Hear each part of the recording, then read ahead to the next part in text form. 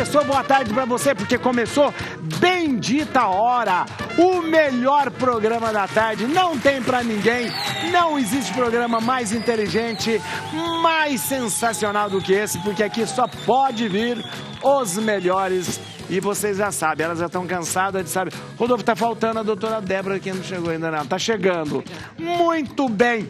Por que que esse programa é o melhor? Porque aqui só pode vir gente, vocês sabem, 2 critérios. Primeiro, que tem que ser inteligente. Não é só um rostinho bonito, não. É muito bonito. É, muito. E tem que ser muito... Eu gostei. E tem que ser muito bonito, não é só uma beleza padrão. Quem está aqui com a gente, doutora Cristina Esteves, obrigado. Olha, eu fico muito feliz, a doutora é psicóloga, né, doutora em psicologia, pedagogia, terapeuta. Eu fico muito feliz quando você vem. E vem pouco você, vou fazer essa reclamação. Com o Antônio, que não deixa você vir. Hã? Isso que eu fiquei sabendo, você vem mais do que... É onde ele coloca. Eu vou fazer uma conta aqui, se você vier mais que o Padre Marcos, você vai ver. É verdade.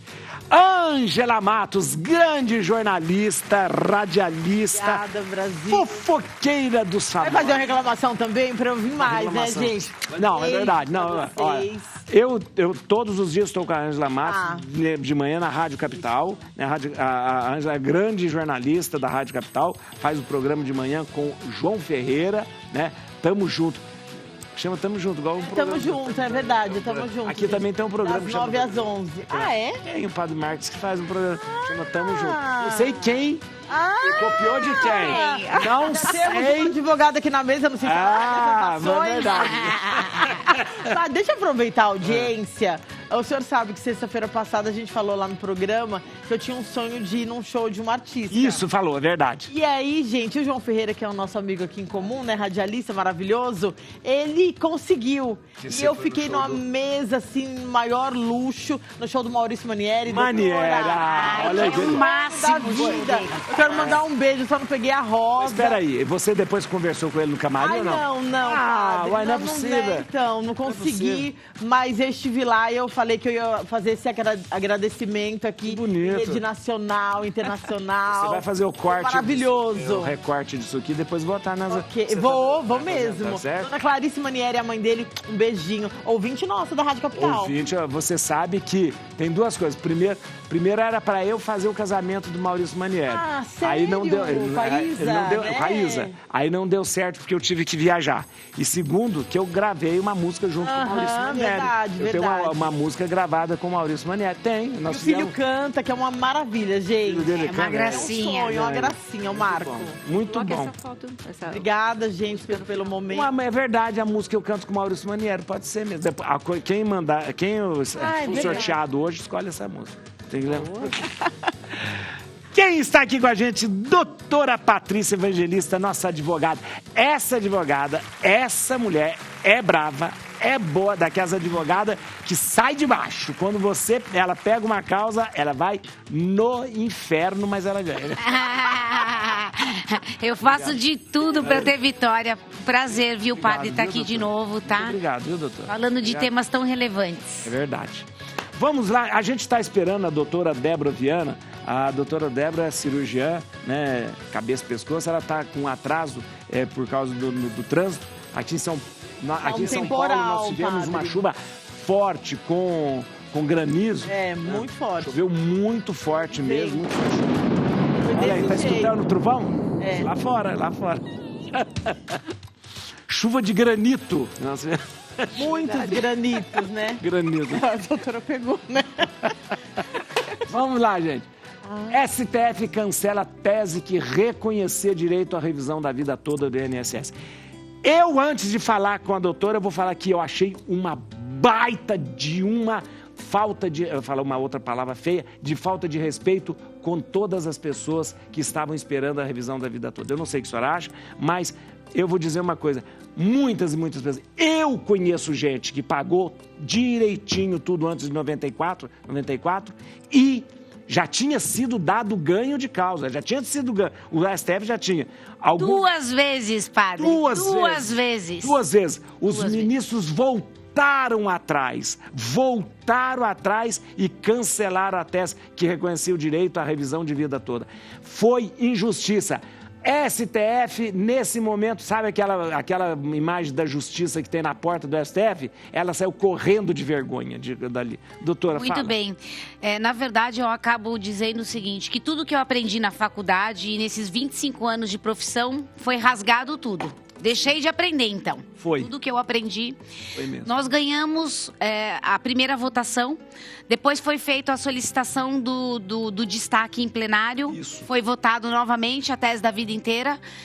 Ganhamos novamente por 6-5 e depois, na calada da noite, porque foi isso que aconteceu, eles estavam julgando uma outra matéria de cunho previdenciário sobre a questão da regra mais benéfica, que também é uma parte do conteúdo que se discute na tese da vida inteira. É uma parte. Né? E aí, então, eles aproveitaram a deixa desta outra ação e invalidaram a tese da vida inteira. Fizeram o que os deputados fazem quando colocam um jabuti, que eles chamam de jabuti. Vamos dar um jeitinho de fazer por baixo dos panos. Isso sim, senhores juízes do STF. Agora explica para o pessoal o que é a revisão da vida toda. Isso é muito importante. É o seguinte... Desde 99, o cálculo das aposentadorias são feitos com base na média de tudo que a pessoa contribuiu, de julho de 94 até a data que ela dá a entrada na aposentadoria. Isso. Só que muitas pessoas, em função do plano Collor que teve na época, e grandes pessoas e grandes empresários quebraram nessa época, tiveram bons recolhimentos antes de 94 e depois não tão bons.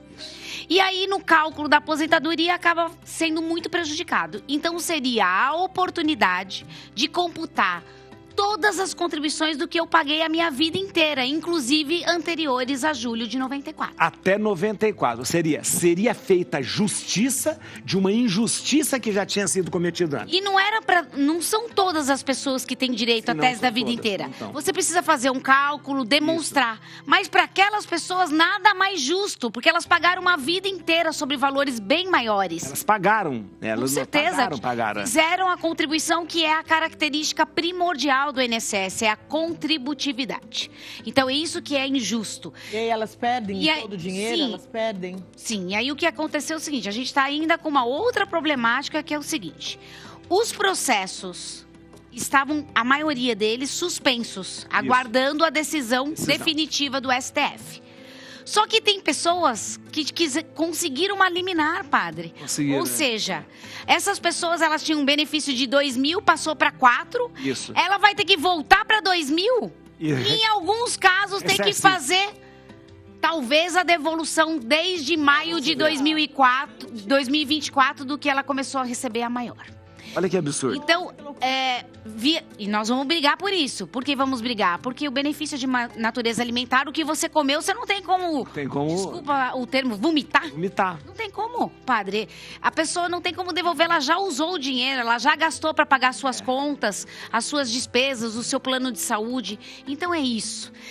É uma vergonha nacional, de verdade. É uma vergonha porque o que foi dito, o que eles usaram... O que eles argumentaram? Porque isso poderia causar um desequilíbrio nas contas... financeiro e atuarial no sistema. Olha que absurdo. Tem dinheiro para se pagar. Primeiro, para se pagar juiz e para se pagar o judiciário, tem dinheiro que não acaba mais. Porque os maiores salários são dos juízes.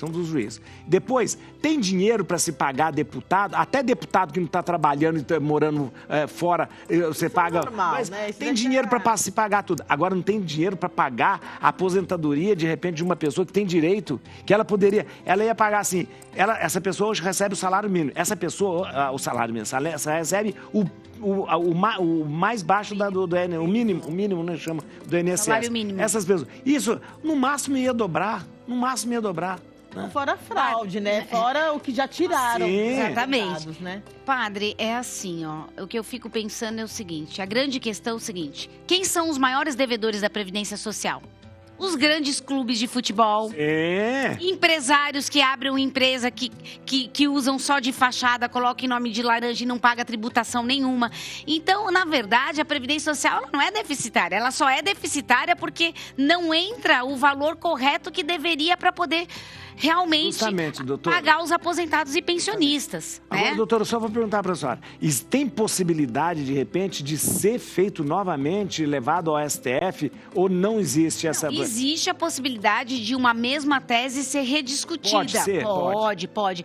Mas como ela acabou de ser feita agora... a discussão acabou de ser trazida à baila agora, eu acho muito improvável que ela, durante um curto período de tempo, ela volte a ser... Eu vou dizer uma coisa, esse dinheiro, Ângela, esse dinheiro que ia ser acrescido nas aposentadorias dessas pessoas, nada mais seria usado do que para comprar remédio. Porque o pessoal já está mais idoso, porque o pessoal está esperando isso desde quando? Desde 94. Ó. O pessoal já está mais idoso, é uma faixa de idade que tem de 70 a 80 anos, seria para comprar remédio. Era negar dinheiro para comprar remédio das pessoas. Agora, dá para a pessoa que foi lesada aí por conta dessa mudança, ela contratando um advogado particular, resolve? Não, porque como a decisão é do STF, que é o último órgão do Poder Judiciário, a palavra final é deles. Então, aquilo que eles falam, os outros juízes estão subordinados a essa decisão. Esse ano foi o ano da vergonha, né? Ó,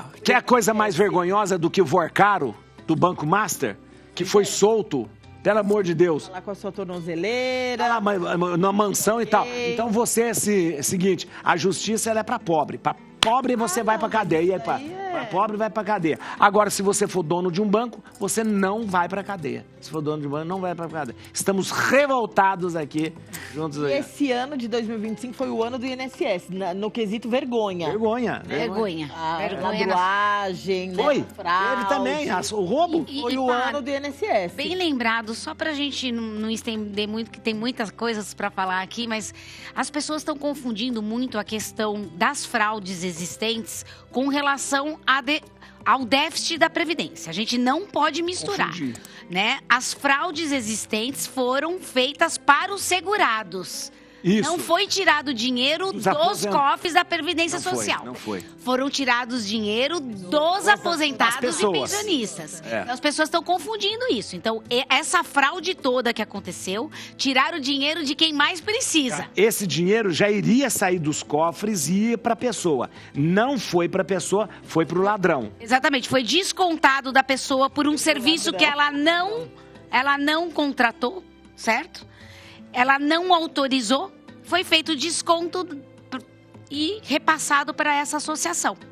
Foi exatamente isso. Doutora, eu sei o tempo do padre. Ainda dá tempo de reclamar? Dá. Não reclamou lá naquele período? Sim, você pode, inclusive, já ingressar com uma ação judicial pleiteando a devolução de todos os valores que foram indevidamente descontados, pedir até a devolução em dobro e pedir uma indenização por danos morais e materiais. Por quê? Porque a pessoa, tendo aquele desconto, ela deixou de pagar alguma coisa que ela poderia ter pago na vida dela. Então, ela pode pedir tanto uma indenização por dano moral como material, tá? Vamos fazer o seguinte? Muito bem, vamos lá. Olha aqui, ó. Vamos lá aqui. Tomando café, todo mundo tomando café. Tá bem, tá muito delícia, bom, bem tá quentinho. muito bom. Café com açúcar? Ah, não sei. Sem açúcar. Gente, eu vou contar uma coisa pra vocês. Tomar café com açúcar é chique, sabe por quê? Porque eu li sabe o Gero Fasano? Sabe como que ele toma café? Olha que coisa chique. Ele coloca umas 3, 4 colheres de açúcar, depois põe um pouquinho de café e toma com uma xicrinha aquele açúcar com café. Que luxo. Ele toma um melado, né? Então, olha que beleza. E vocês aí, ó, querendo ser chique, tomam sem açúcar. Ele toma um melado. Muito Eu vou tomar desse jeito, olha. Vamos ver aqui, ó. Como ressignificar as festas de fim de ano após a perda de um ente querido. Gente, eu estava acabando de falar para a doutora Cristina aqui, que eu tive um momento muito difícil, porque minha mãe sempre passava o Natal. Eu vou contar o que eu contei para elas aqui, ó. A minha mãe sempre passava o Natal comigo, e passava o Natal e o Ano Novo. E em 2019, foi em 2019, ela veio, passou mal aqui durante o Natal, ela não estava bem, e aí lá pelos dia 28 ela começou a passar mal, eu voltei com ela para Lavras e ela faleceu no dia 30. Então foi uma época muito difícil, porque ela morre no período dessas festas. E eu falei para a doutora aqui, eu falei, ó, eu não deixei o Natal ficar com essa marca do luto. Não deixei, né? Ressignificar a questão do luto, ela é sempre muito importante, mas é muito difícil. Porque quando você perde alguém, o luto pode ser tanto perder uma pessoa muito significativa, como perder um trabalho, perder uma pessoa que não morreu, mas continua ali. O que a gente precisa ter, né? Tem que ter o acolhimento. A gente precisa ter o acolhimento das outras pessoas relacionada à questão do luto. Porque a pessoa morre, mas ela não morre dentro da gente. Então, assim, ela continuará viva dentro de você. Então, precisa parar um pouco com essa mania de falar assim, não toco mais no assunto, então, porque morreu. Sim. Então, você trata como se não estivesse existido. A pessoa morreu, mas ela deve continuar existindo. Tanto que o que a gente sugere é que nas festas de final de ano, você celebre como se a pessoa estivesse ali. E não deixasse de falar dela, não tocasse mais no assunto, porque isso acontece muito. Porque o luto, ele não tem um tempo, né? O luto, ele é eterno, você só vai ressignificar.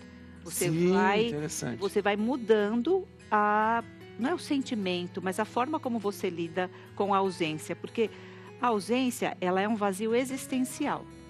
Então, a gente vai lembrar todo dia da pessoa que partiu, não é que você vai esquecer, mas vai lembrando de uma outra forma. As festas, Natal, dia de pai, dia de mãe, é muito complicado porque o que nós gostaríamos de ter a pessoa novamente com a gente, não é? Só que não tem, mas você tem que ter uma forma de representar. Então, assim, a gente sugere que no final do ano você tenha alguma coisa perto de você, da pessoa, né? E não deixe estragar a festa de final de ano. Isso mesmo, isso é importante. Assim, estragar no sentido de, não vou fazer mais nada, não comemoro mais nada. Não comemoro mais, porque a minha mãe estava aqui, eu vou comemorar e fazer até em honra da pessoa, né? Exatamente, é isso mesmo, a gente precisa honrar a história que a gente teve com ela.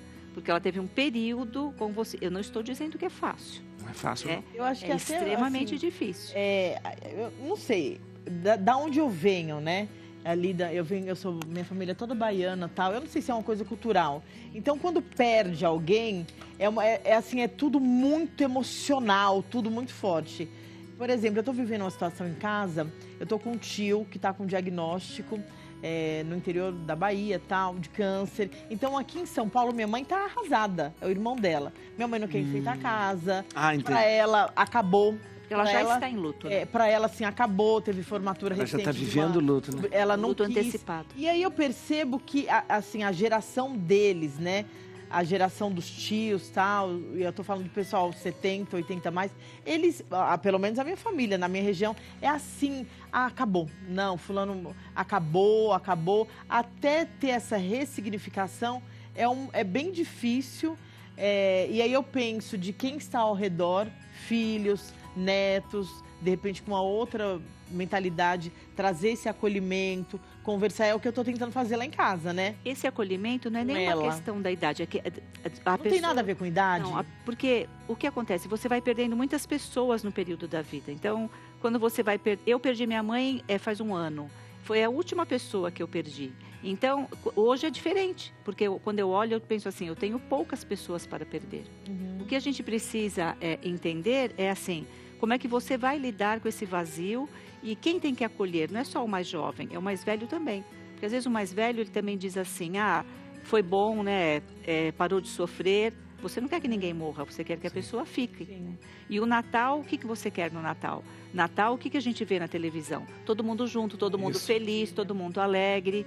Mas a gente precisa entender que quando você perde alguém, quem está do lado tem que entender que a pessoa tem o direito de entristecer.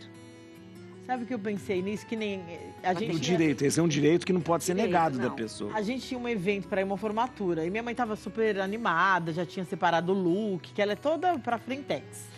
E aí, quando veio esse diagnóstico, aí para ela acabou. Aí ela falou assim, não vou. Eu vi ela falando no telefone, não, fulano, eu não vou mais. Não dá eu me arrumar sabendo que ele tá lá, triste, não sei o quê. Pede para ela viver. Ela já não quis mais, continuar. Eu tentei forçar uma barra. Não, mãe, vamos, não tem nada a ver. Mas aí depois, automaticamente, eu pensei, não, eu preciso respeitar esse momento dela e deixei ela em casa. Mas é melhor acolher, acolhe, mas também não deixa tão isolado, né? Porque o que ela tem? Ela tem a notícia de uma morte antecipada. Então, ela já está vendo o quê? A proximidade da morte.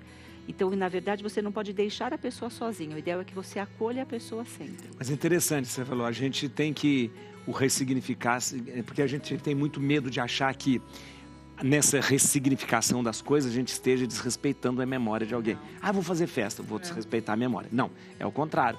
É justamente eu honrar a memória dessa pessoa. É difícil, como você falou. E o fato de que o luto, o momento de fazer as festas, é não negar a história da pessoa. Exatamente. Eu achei muito interessante você ter falado. Porque quando você, de repente, você anula, não vamos falar, não vamos lembrar, não vamos... Pelo contrário. Você está anulando a existência dessa pessoa. A pessoa existe de novo quando você fala dela e não deixa de falar. E se o outro chorar, deixa chorar, porque faz parte do luto chorar, ficar triste, mas também vai dar risada, vendo foto, lembrando de histórias. Você não pode apagar a pessoa, porque senão aí ela morre mesmo. Exatamente. Eu tenho uma coisa comigo, quando eu me casei, né, meu marido está aqui assistindo o programa hoje, a minha avó já era falecida e ela... realmente foi e será sempre uma das pessoas mais importantes da minha vida. E toda vez que eu falo dela, eu me emociono, porque ela realmente marcou a minha vida. Mas em nenhum momento eu quis, no casamento, colocar uma foto dela para todo mundo ver o quanto ela era importante para mim.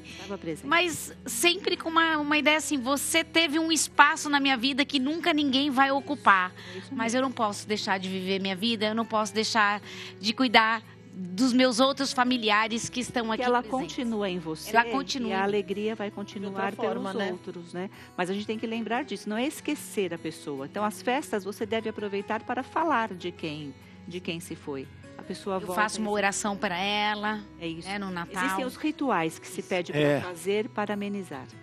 Interessante. Aqui tem, o pessoal está participando muito aqui, mas tem uma aqui, a Maria Salomé está falando assim, boa tarde, Padre Juarez e todos da mesa. Ângela, você está aqui, que legal. Ô, Salomé. Espera aí que não acabou nada. Ela assim, você não põe os meus pedidos de oração no rádio de manhã com o Padre Juarez. Tem bronca. Não, Salomé. Salomé na reduzida. Isso é uma exposição, Salomé. Esse padre aqui gosta. Você tá vendo? Não, e o Rodolfo, Rodolfo aqui, ó. A Leide Zuleira falou assim, Rodolfo, você tem que melhorar esse enquadramento da câmera, porque você não... Você não aparece. Não, porque você não... A outra convidada ficou fora do quadro da câmera. Olha aí. Tá vendo, Rodolfo? É assim agora. O Rodolfo é o diretor. Assim, meninas. Rodolfo é o diretor do programa. O problema está sendo o Rafael que está fazendo... não, tá aqui. O Rafael tá aqui. Vamos lá, gente. Vamos ver aqui, ó. Feminicídio, mais uma história triste. Feminicídio em São Paulo, violência contra mulheres em plena via pública quase dobra em um ano. Olha, quando eu vi que essa pauta estava aqui hoje no programa, eu achei sensacional, porque assim, a gente precisa falar sobre o assunto. E a gente precisa falar em todos os lugares. Aqui no programa de televisão, sei lá, no clube, na igreja... com seus amigos, os homens principalmente, porque não dá mais. Ontem, domingo, uma mulher foi esfaqueada, morta, pelo cara que não aceitou o fim do relacionamento, um casamento de 20 anos, na frente da filha de 11 anos. Semana passada, acho que a gente teve a semana mais violenta de todos os tempos. A mulher que foi arrastada. Na Marginal de ET, perdeu as pernas. A outra trabalhando, chegou o cara lá com 2 pistolas, descarregou na mulher, tá viva por um milagre. E todo dia é um caso.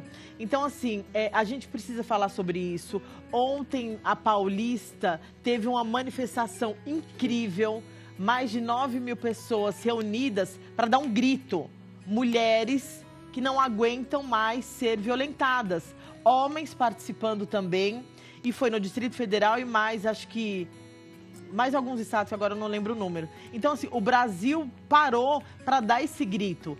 As ações, os movimentos estão acontecendo. Na minha opinião, agora precisa vir alguma coisa aqui, na prática. E é o quê? Mudança de lei, gente. Porque é muito frouxa, não dá para, numa audiência de custódia, esse cara ser liberado. Isso. Não dá mais para suportar isso. Agora, uma coisa que eu acho essa misoginia, essa raiva, de repente, que o homem acaba tendo da mulher, que leva ele a matar, que leva ele... Eu ainda preciso... isso precisa ser resolvido em casa. As crianças... É isso. Existe uma psicopatia, eu acho, sabe? Mas você precisa... Essa coisa do respeito à mulher, essa coisa do respeito... isso precisa, de repente... Voltar. Precisa ter esse... Em casa precisa... Você viu uma mensagem da Angélica, a mulher do Luciano Huck, falando: crie filhos para o mundo que saiba tratar uma mulher. Então, eu tenho um filho homem, então o que eu quero que meu filho aprenda? Que ele seja um moço bom, que ele respeite as mulheres, que ele trate as mulheres como elas têm que ser tratadas, com carinho, atenção, amor. É isso, isso tem que vir dentro de casa. Exatamente, eu concordo. Essa pauta, a gente outro dia levou para a rádio. Eu acho que essa conversa tem que vir em casa, com os seus filhos pequenos, com os meninos, e na escola também. E a gente falar com as meninas para que elas não aceitem esses tipos de relacionamento. Porque quando chega no feminicídio, ou quase mata, ele já matou o teu psicológico. Ai, mas ele me ama. Aí ele falou, não vai com essa saia, porque tá curta. Então, antes dele te matar, ele acabou com ele já entrou na tua mente, acabou com o teu psicológico. Você tá achando que isso é amor, que ele tem ciúmes de mim, mas não é. Então, a gente precisa conversar com essas meninas e com os meninos, principalmente. E precisa de uma rede de apoio que acolha. Eu só vou dar como... Na minha paróquia, semana passada, nós criamos um grupo. Na verdade, a iniciativa nem foi minha, foi das mulheres. São psicólogas, são médicas psicólogas, tá? Criaram um grupo de acolhimento de mulheres que passam por violência. Então, na verdade, elas vão atender na paróquia e atender para todas as mulheres que queiram ali. Porque, de repente, é mais fácil para uma mulher conversar com outra mulher do que conversar com um padre. É que nesse espaço de escuta, ela talvez consiga entender ou encontrar uma forma de sair de uma situação abusiva. Porque quando nós mulheres também quisemos nos igualar aos homens, aí piorou também, porque aí tudo de igual para igual, então até a força, né, acha que se pode bater tudo igual. Só que o que acontece? Quando você tem um espaço de escuta, pode ser que você tenha uma conscientização e consiga sair do lugar onde não é amor, outro dia uma especialista falando que demora 7 anos para a mulher sair desse ciclo abusivo. É um negócio que fica marcado. 7 anos, gente. Você sabe que pode mudar a vida de uma mulher, quando ela passa por toda essa tortura, tanto psicológica como física, né? Pode marcar o resto da vida. Uma coisa que eu não sei se a doutora vai concordar comigo. Eu acho que também falta um pouco, por parte das mulheres, terem um pouco mais de amor próprio em relação às pessoas que você escolhe para se relacionar. Sabe? A mulher, como tá muito difícil de encontrar alguém legal, porque tá difícil mesmo. Eu vejo minhas amigas que são separadas ou que estão solteiras, elas têm uma dificuldade de encontrar um namorado, alguém que leve a sério. Então a pessoa acaba, de uma certa forma, aceitando qualquer coisa que apareça. Quando você aceita qualquer coisa, é realmente porque você não gosta de você. Só que a carência, às vezes, é tão grande que qualquer bom dia é um buquê, né? Então, a pessoa acha que está pedindo um pedido de casamento. Só que a gente tem que começar a entender, assim, por que se aceita tanta violência? Por que a gente consegue aceitar? Porque muitas aceitam e outras não aceitam, mas são agredidas mesmo sem aceitar, né? Então, assim, eu acho também que outra coisa importante, a gente... Mulher parar de julgar outra mulher. Ah, sim. Mulher pare de julgar a outra mulher, porque a gente não sabe a realidade ali. O que ela está vivendo ali, a história de cada uma, né? Então, eu acho que esse é o momento, porque a gente tem uma força muito forte. Poderosa. Quando a Daniela Pérez faleceu, padre, eu não sei se o senhor lembra, o Brasil se comoveu e a gente conseguiu fazer com que aquele homicídio entrasse ali na prateleira, não esqueci a palavra, de crime hediondo. Hediondo, a gente precisa fazer esse movimento agora. Tornozeleira eletrônica, de repente, para esses criminosos. Tornozeleira eletrônica não adianta nada com... Endurecer essas leis, que é da época da minha tataravó, sei lá, alguma coisa precisa ser feita, mas agora. Você sabe que a gente, a sociedade tratou com muita leviandade durante muito tempo essa coisa do abuso. Vocês lembram antigamente que o pessoal falava, usava a expressão mulher de malandro, né? Essa mulher gosta de apanhar. Então, na verdade, era uma expressão que você, com uma leviandade, dizendo, ela apanhou, mas ela é mulher de malandro, ela gosta de apanhar. E você ia vendo a sociedade matar as pessoas. O que a Ângela estava falando, nós começamos a falar de feminicídio há pouco tempo, a expressão feminicídio. De repente, matou a mulher, matou por quê? Porque ela geralmente fala, porque ela fez isso. Ou então a primeira coisa, mas o que ela fez, né? O que ela fez? Então, geralmente, e sempre a mulher é a culpada, né, de tudo. Então, na verdade, é preciso... O Rodolfo estava me chamando a atenção, a gente vê muitas coisas, vê na internet também, crianças que, de repente, dão um tapa na mãe e vira brincadeira. Não é... Vira engraçado, não. Não é engraçado. Eu acho que a gente tem que mudar o comportamento, sabe? A gente tem que mudar o comportamento, piadinha machista, agora, fim de ano, o índice de mulheres que apanham e são mortas crescem porque o cara vai comemorar, vai beber, já dá uma surtada em casa, qualquer coisa que a mulher fala, ele já dá uma mãozada na cara dela. Então a gente precisa conversar, os homens precisam corrigir seus colegas também. Sabe? E lembrando, Mas né? você vê como tem muita relação com droga, com álcool, com tudo isso, né? É uma mistura de coisas que potencializa o homem a fazer uma... Às vezes só o desejo mesmo de humilhar e subjugar. De humilhar. Porque às vezes não é só matar, né? Antes de matar se faz muita coisa. Quando se chega ao assassinato, né? Quando chega ao feminicídio, é porque foi muita coisa, foi muito humilhado, foi dinheiro que esse dinheiro é meu. Foi a violência psicológica, foi muito humilhado durante o tempo, o tempo às vezes nem agressão física, o falar mesmo ali. É verdade. As brincadeiras já deveriam ser cortadas. Exatamente. As brincadeiras não deveriam então, a gente ser assim. Não deveria existir. Uma atitude urgentemente e parabenizar quem organizou esses manifestos pelo Brasil. O pessoal está falando aqui, parabéns pelo trazer o assunto aqui, muito importante essa abordagem sobre o feminicídio. A Maria de Lourdes de Macedo está falando. E tem pessoas que, ainda tem gerando comentários aqui, viu? Quando a Maria Salomé falou assim, Salomé. Não, foi a Maria Salomé que falou assim, que eu não boto o nome dela na oração. Que o nome dela na oração. Aí a Eliane falou assim, a Eliana 8757. Parabéns, Salomé. Os meus também não são colocados. Amanhã vai ser o primeiro nome da Salomé. Deixa eu te falar. Mas a Salomé falou assim, mas eu continuo amando ela. Não tem problema. Beijo, minhas amigas maravilhosas. Isso. Mas muito importante trazer essa pauta aqui. A gente tem que falar mais vezes. Tá vendo? Isso é interessante. A Ângela não para de falar, meu Deus do céu. O que é isso? Olha aqui. Muito bom esse programa. Que um assunto Rafael, obrigado. Estamos aguardando você. Um assunto vai puxando o outro. Nossa, o Rodolfo até mandou você falar mais baixo. Eu nem ouvi. Eu tava falando tão alto que eu não ouvi. Nossa. Eu vi. Idosos poderão solicitar adicional de 25% nas aposentadorias em 2026. Que isso? Boa notícia essa. Na verdade, ainda não está aprovado. Né? Mais ou menos. Não vai aprovar. Na verdade, hoje, as pessoas que têm uma incapacidade permanente, que é a antiga aposentadoria por invalidez, têm o direito de receber 25% de acréscimo no valor do benefício, se ela demonstrar que ela tem a necessidade... para as coisas da vida diária, tipo alimentar-se, tomar banho, comer, se vestir. Então, assim, é como se a pessoa tivesse a necessidade de um cuidador, né? Então, ela tem o direito de receber 25%. Mas isso é só para as pessoas que são aposentadas por invalidez. O que eles estão tentando é uma aprovação de uma legislação que está desde 2018 sendo discutida.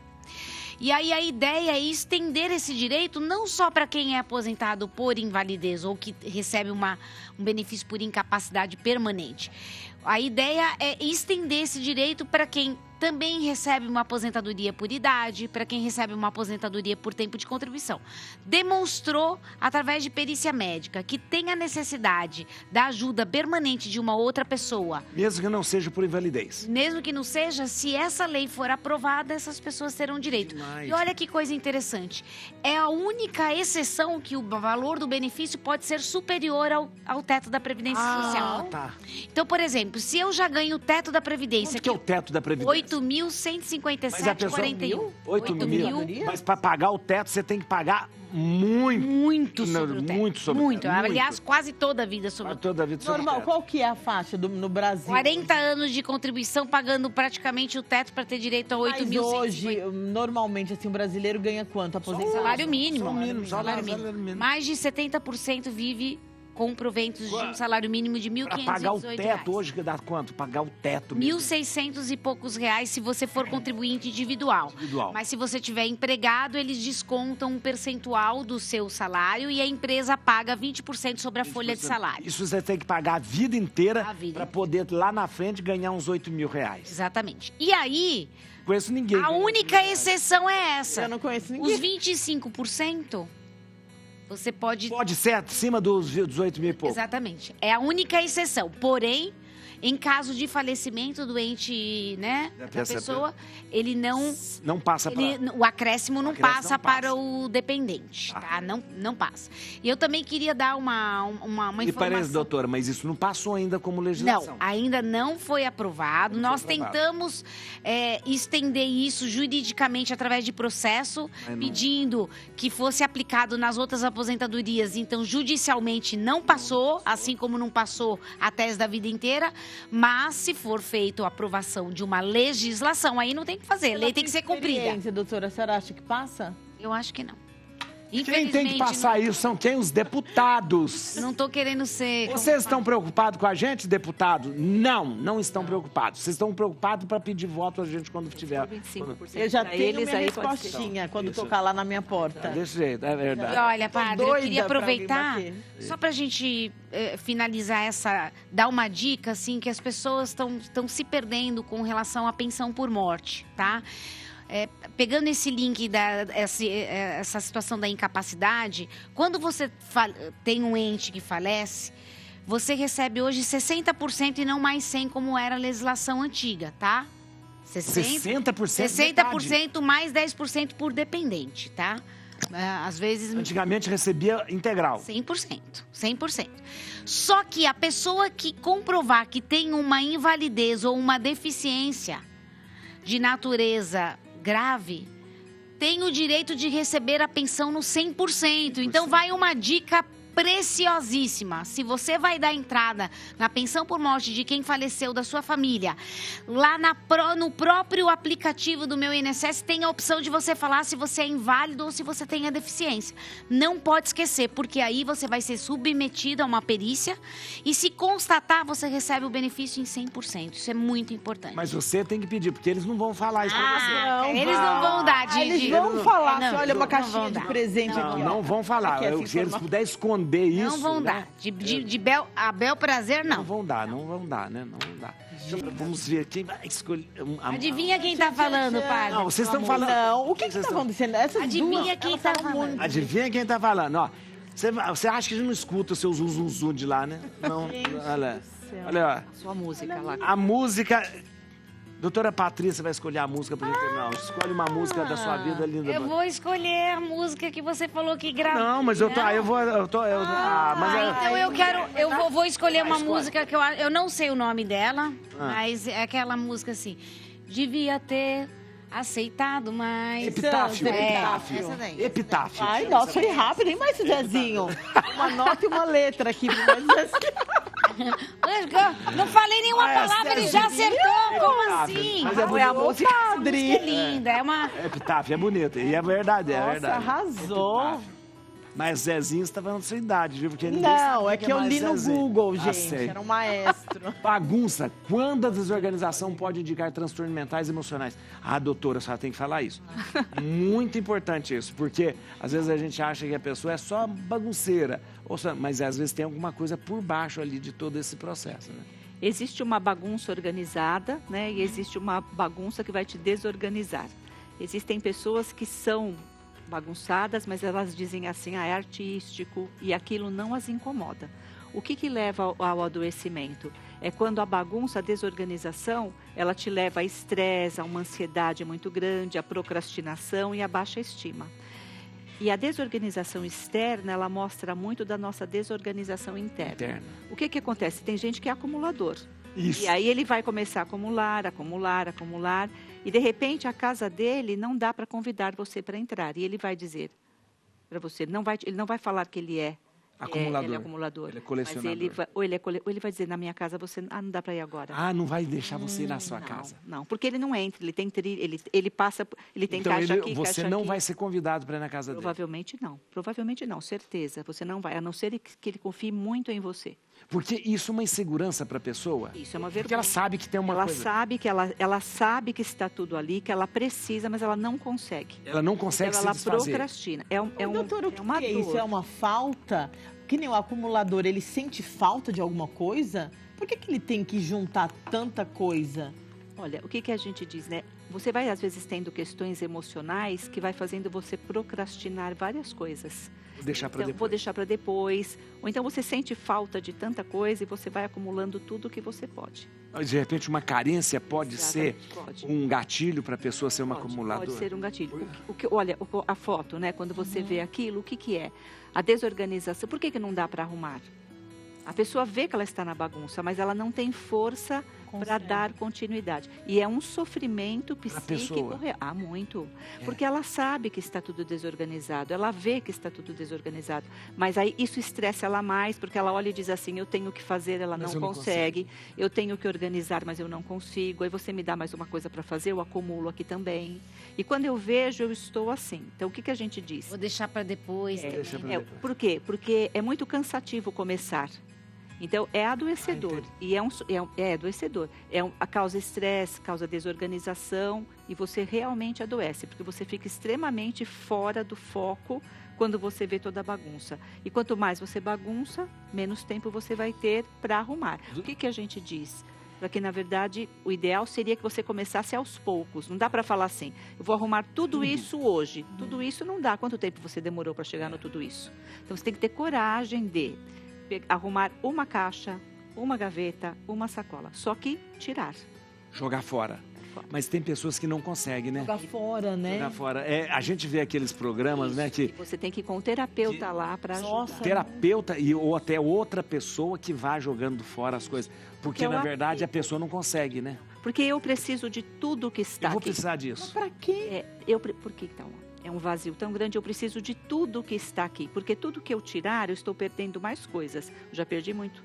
Eu vou precisar disso também. Desculpa, eu vou precisar disso. Vou precisar disso depois. Isso também está relacionado à questão da limpeza também? Ah, sim.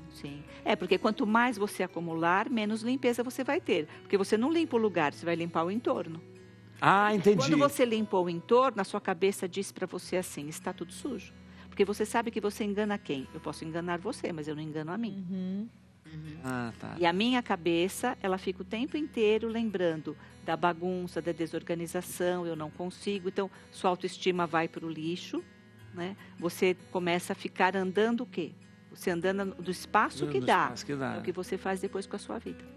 E isso vai refletir na sua vida, naquilo que você faz o que dá na sua vida. Você nunca faz o que... A ansiedade piora, o estresse piora, a procrastinação piora. E aí você vai fazer o que dá. Só que aí você acha que não dá nada e você não merece nada, né? Você vive no lixo.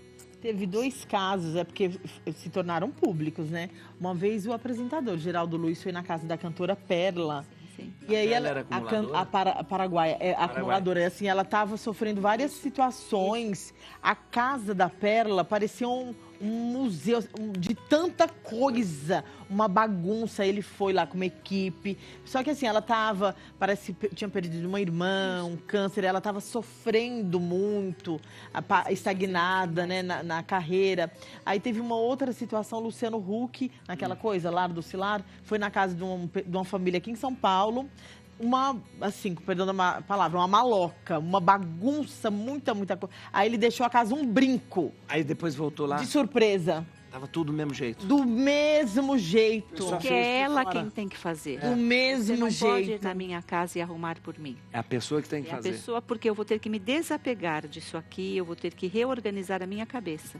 Viu, pá? Tudo começa com um pote. Vai juntando um pote. Vai juntando um pote aqui. Aí, Quando vê, tem... depois. Aí vai vendo a decoração de Natal.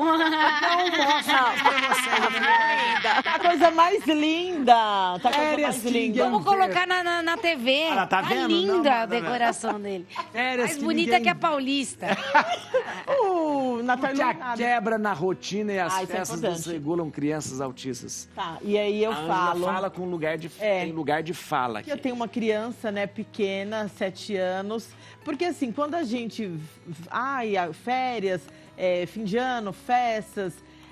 a criança autista, e eu tô falando como mãe de uma criança, de falar o que eu vivo. Ele sai ali daquela coisa regradinha que ele tem, da rotina. A rotina. A rotina é muito importante. Pra ele é importante Pra ele a rotina. Pro meu... Vai a aula, vai.